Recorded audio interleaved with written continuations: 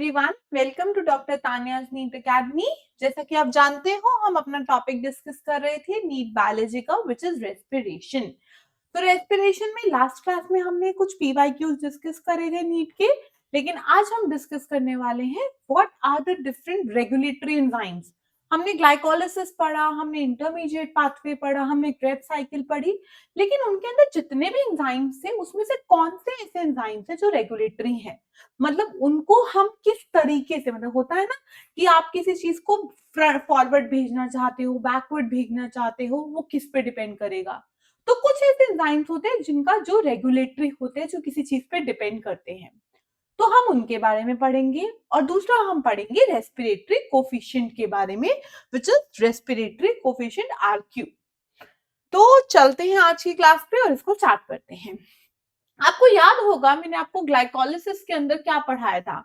मैंने आपको कहा था ग्लाइकोलाइसिस में टोटल 10 स्टेप्स हैं, उसमें से जो 7 स्टेप्स हैं दे आर रिवर्सिबल, वो आगे भी जा सकते हैं, पीछे भी जा सकते हैं।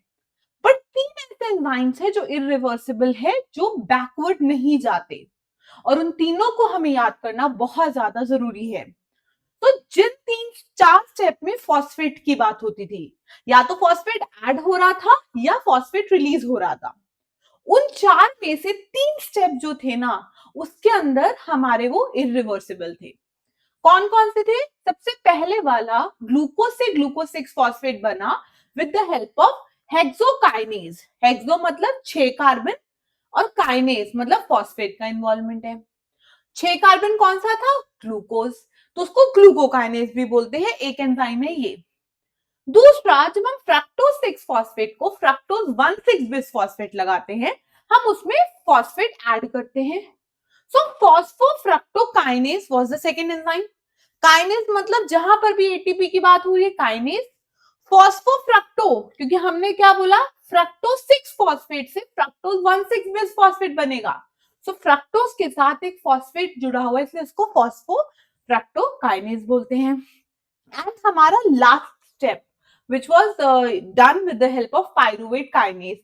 तो फॉस्फोइनॉल पायरुवेट से पायरुवेट बनता है और एटीपी लॉस होता है, तो वो एंजाइम है pyruvate kinase. So step 1 number 1, step number 3 and step number 10, ये 3 एंजाइम्स हैं जो इरिवर्सिबल होते हैं आपके ग्लाइकोलाइसिस में, इसको याद रखना।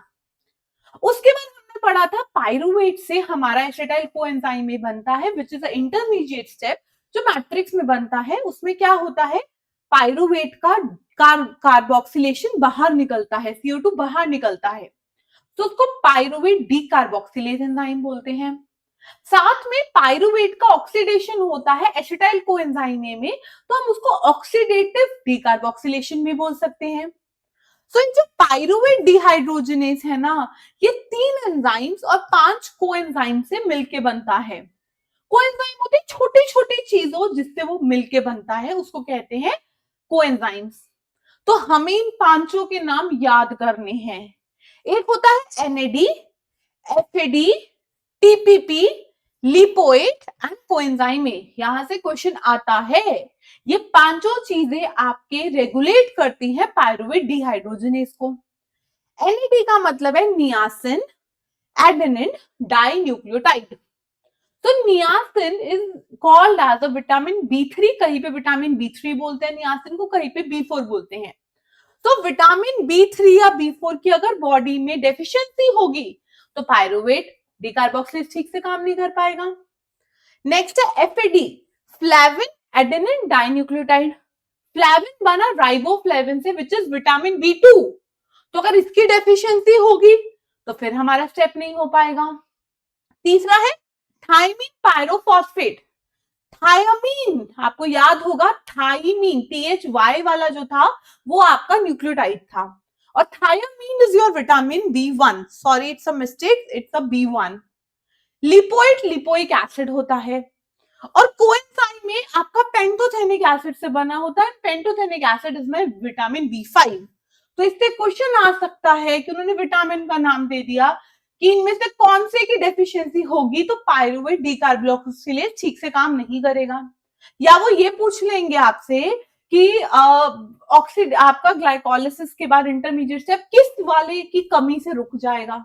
तो याद रखना vitamin B1, B2, B3, B4 and B5 इन सब की आपका अच्छा खासा प्रेजेंस होना चाहिए, प्लस में लिपोइड, तब जाकर आपका पायरुवेट डी कार्बोक्सिलेज काम करता है।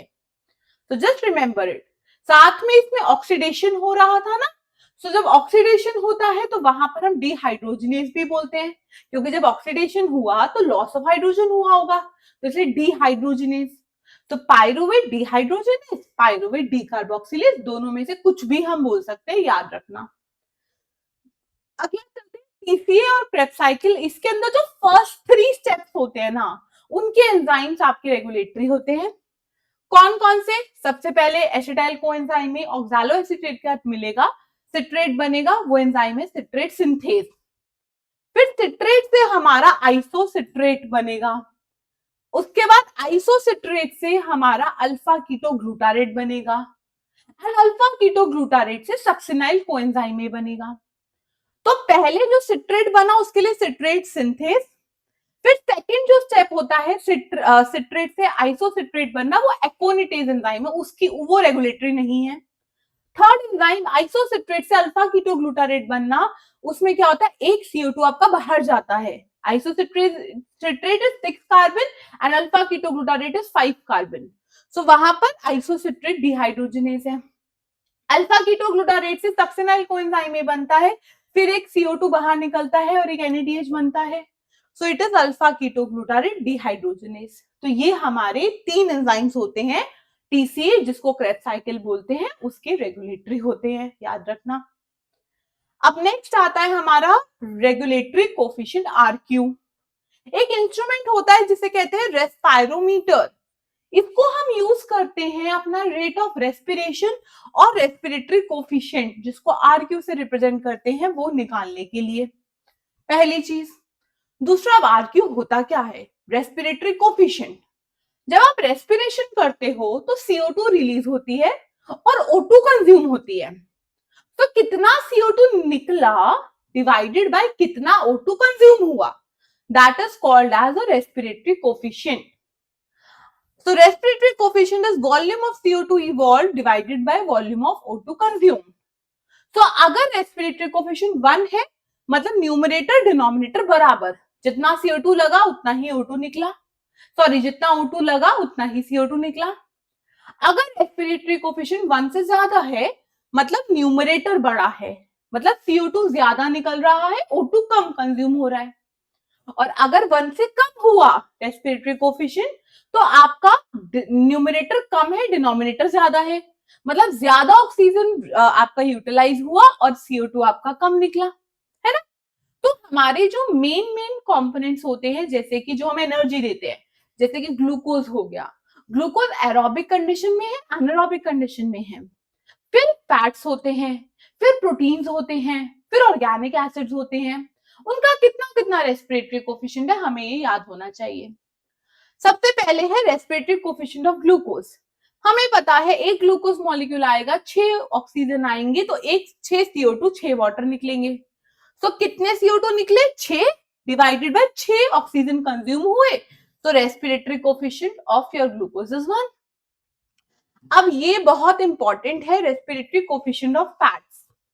फैट्स हमने पढ़े थे, दे आर एस्टर्स। किसके एस्टर्स है? फैटी एसिड प्लस ग्लिसरॉल के एस्टर्स हो गए। तो there is one example which is called as tripalmitin. Tripalmitin का मतलब है पाल्मिटिक एसिड। पाल्मिटिक एसिड मैंने बताया था 16 कार्बन का होता है पाल्मिटिक एसिड, ठीक है। ट्राइपाल्मिटिन मतलब 3 पाल्मिटिक एसिड जुड़े हुए हैं, तो 16 कार्बन के 3 पाल्मिटिक एसिड जुड़े हुए हैं। प्लस में एक ग्लिसरॉल मॉलिक्यूल होता है जिसमें हमारे 3 कार्बन होते हैं, याद होगा आपको। So 16 into 3 it is 48 plus 3 carbon आपके ग्लिसरॉल के which is 51। तो आप देखोगे यहाँ C51 लिखा है, तो आप इस फॉर्मूले को कंप्लीट कर सकते हो। पाल्मिटिक एसिड के 3 का फॉर्मूला लगाओ, देन एक ग्लिसरॉल का फॉर्मूला लगाओ, you will get this formula. ये हमें याद करना है, इसके बहुत डेप्थ में नहीं जाना, बट हमें ये याद करना है कि 145 मॉलिक्यूल ऑफ O2 लगते हैं, तब जाकर 102 मॉलिक्यूल ऑफ CO2 निकलते हैं, साथ में 98 मॉलिक्यूल ऑफ वाटर निकलते हैं. This is the equation which is given in your NCERT, so there is a very high probability कि यहाँ से क्वेश्चन आए, so we have to learn this equation properly. तो 102 CO2 कंज्यूम हुए divided by 145 O2 निकले, तो इसका respiratory coefficient आया 0.7. सो फैट्स का कोई पूछे तो it is less than 1 and tripalmitin का इट इज 0.7 आता है. और याद रखना 102 CO2 निकलते हैं, 145 ऑक्सीजन यूज होते हैं. अब थोड़ा सा मैं आपको फैट्स के बारे में बताती हूँ. हमारा अगर मैं फैट्स को ब्रेक डाउन करना चाहूंगी ना, तो फैट का क्या होगा, फैट जब टूटेगा तो एक ग्लिसरॉल मॉलिक्यूल मिलेगा, साथ में आपके 3 मॉलिक्यूल ऑफ फैटी एसिड मिलेंगे, जैसे हमारा था ना 3 पाल्मिटिक एसिड प्लस एक ग्लिसरॉल को जोड़ा. तो अगर मैं आपको कहती हूँ एक फैटी एसिड ब्रेक करोगे तो कितनी एनर्जी मिलेगी, तो फैटी एसिड अगर मैं पाल्मिटिक एसिड की बात करती हूँ, इसमें 16 कार्बन होते हैं, 16 कार्बन और 16वें वाला COH होता है. अब क्या होता है, एक minute, sorry just a minute. हाँ, अब क्या होता है, हमारा CH2COH करके ऐसे अलग अलग आपके एसिटाइल कोएंजाइम में निकलते हैं. एक निकला, अब टोटल 16 कार्बन है, आपके एसिटाइल कोएंजाइम में 2 कार्बन के होते हैं, तो I can say total 8 acetyl coenzyme में निकले. और जब मैंने आपको याद होगा लास्ट क्लास में क्वेश्चन पढ़ाया था which is the common molecule, common क्या होता है फैट्स में, फैट्स के ब्रेकडाउन में, ग्लूकोज के ब्रेकडाउन में, तभी हमने पढ़ा एसिटाइल कोएंजाइम में. तो अगर सपोज 18 कार्बन का एसिड है तो मेरे 9 एसिटाइल कोएंजाइम में निकलेंगे. अब 9 निकलेंगे, लेकिन स्टेप जो मेरे स्टेप होंगे वो तो टोटल 7 होंगे ना, 7 स्टेप में मेरे 8 एसिटाइल कोएंजाइम में निकलते हैं. दूसरा हमें ये याद रखना है, जब भी फैटी एसिड टूटता है ना, तो शुरू में 2 ATP यूटिलाइज होते हैं, 2 ATPs are utilize at the starting. और साथ में जब हम कहते हैं एक एसिटाइल कोएंजाइम में टूटेगा ना, तो एक एसिटाइल कोएंजाइम में निकलता है, साथ में एक NADH निकलता है, साथ में आपका एक FADH2 निकलता है. तो जब भी मेरा एक बार टूटेगा तो एक NADH और एक FADH2 निकलेगा, याद रखना.